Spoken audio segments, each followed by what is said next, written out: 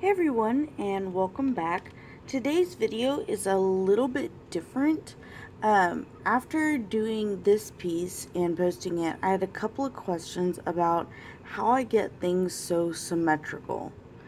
And the answer is, as you might think, a lot of it just comes from practice and practice and more practice. I've been drawing and doing these things for years. And so when it comes to that, a lot of it's muscle memory. And some of it is little tips and tricks that I've picked up along the way that have helped me. So I thought that I would share some of those with you since it was asked, and I would love to tell you guys.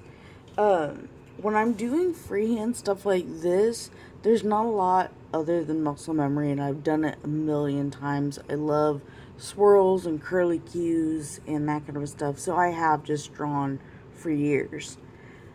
But some of the things that you can do when you are working with something that you would like to be symmetrical, excuse me while I adjust everything, is the fact that you can, I'm just making a big circle thingy up here so that I have something to draw off of, like a gem.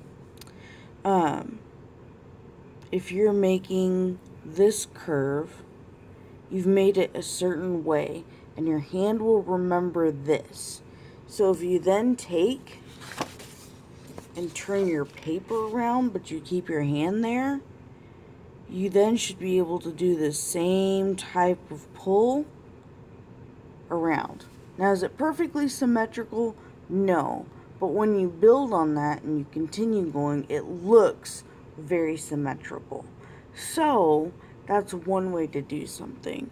And see, from there, it's like, well, I want to go back this way. Okay. And then turn my paper back around and say, I want to go back this way.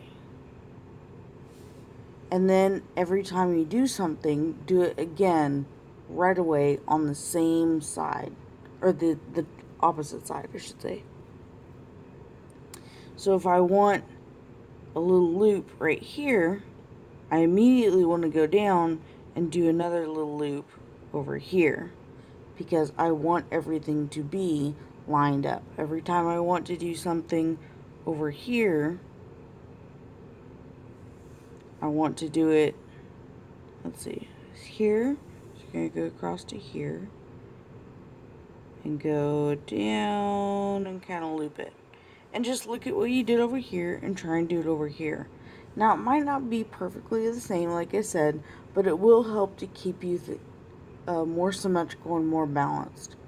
And generally, I would use a compass, or I would trace something for a big circle like that so that it was much more, not bad.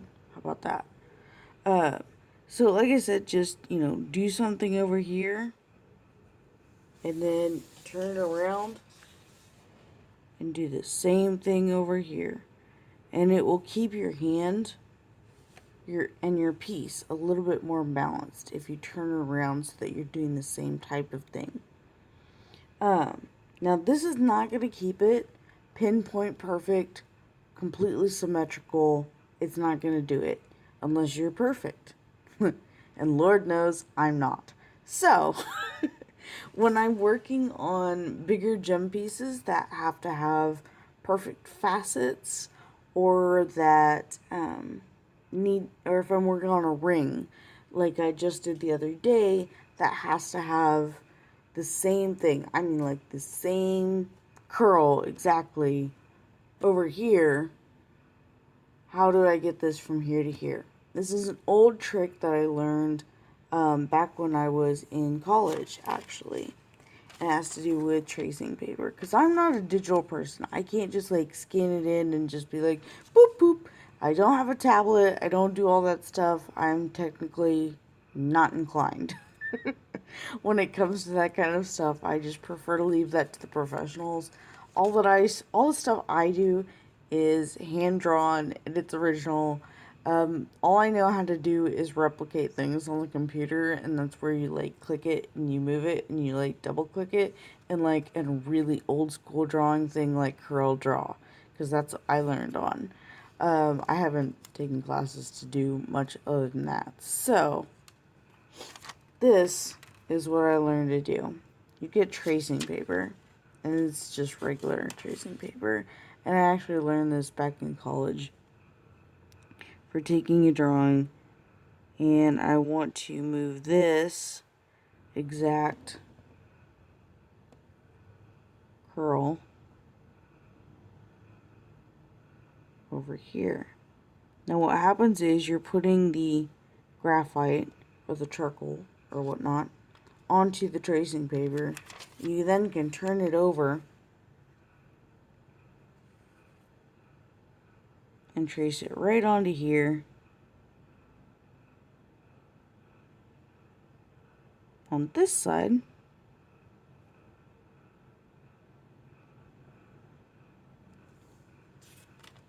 And you have a basic, very light outline that you can go over here if I can keep my lines right, which I can't. That's cool. My hand's like, yeah, no, you haven't done anything yet today, so no. And then you can go back and forth and you can use it either way you want. Once you've done it on both sides are inked and ready, and therefore you can just go back and forth and do them on either side, and it will work. It's just a cool little trick that I use to help me when I'm trying to get things perfect. Yesterday I drew a ring, and it had to have the exact same little findings on each side of it, and so I drew it once the way I wanted, kind of refined that drawing, and then I just copied it onto tracing paper and went boop, boop, boop, boop, boop all across so that I could get the ring with the same curls holding onto the middle gem. So that's just one of the little tricks and tips that I use with just using a plain piece of tracing paper, which you can pick up for like $3. So, other than that, like I said, it's muscle memory. It's doing it a whole lot. If you do something on one side, do it exactly the same on the other side, or try to at the same time so that you keep them balanced. You don't want to do 5 things over here and then go back and try and be like, okay, what did I do first on this side, and try and do it over here. It's better to do it right as you do it. That way you build up the whole drawing at the same time. So, I hope you've enjoyed this. I hope it helps you. And let me know in the comments below. If you like this, hit subscribe. I do want to do more drawing and type videos. So, if you would like to see something that you think I could do, let me know. And I will see if I can do it. So, talk to you next time. Bye.